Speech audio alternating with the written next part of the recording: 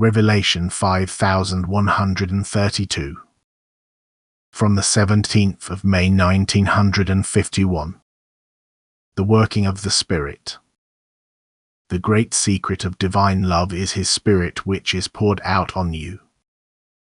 It is not possible for you humans to penetrate this secret until you are imbued by this divine Spirit, for it is precisely this which enables you to think right, to think in all truthfulness, and only then will you begin to also vaguely understand divine love. Then you will have a faint glimmer of realization, for something divine has touched you and kindled a light in you, because the divine itself is light.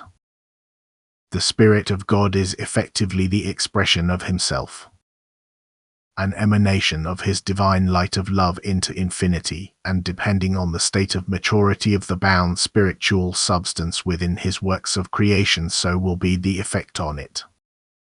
The expression of strength stimulates the spiritual substance which is still subject to the law of compulsion into constant activity which takes place outwardly, that is, it is visible to the human eye. Yet in the state of free will, when the spiritual essence is embodied as a human being, the effect of the divine emanation of strength is different. Then it no longer affects the external, physical form but the spiritual substance bound within it, the soul of the human being, and thus awakens it to life. That is, the spiritual strength impels the soul into an activity which promotes its perfection. That is the strength of the Spirit, the divine emanation of love, which irrevocably propels the soul towards God. For it is light and strength, God's infinitely effective flow of love which has to deify that which is touched by it. God pours out His Spirit. The person who opens his heart to Him, who simply wants to be touched by God's love, exposes himself consciously and voluntarily to His emanation of light. He enters His circuit of love, and God's strength, His Spirit, permeates him, and depending on the human being's maturity of soul, the abundance of the divine Spirit will be recognizable in him.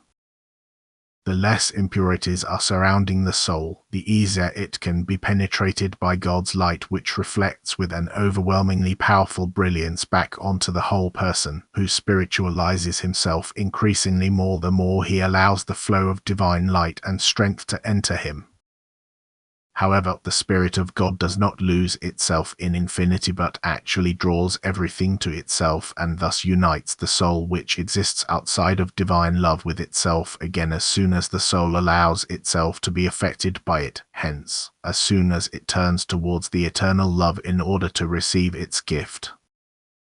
Then no distance will exist between the Creator and His created being anymore. Then the strength of the Spirit will have achieved the unity. Then the spiritual spark which once emerged from Him will have been consumed by the fire of the divine Spirit of love. It will have united itself with its Father Spirit of eternity.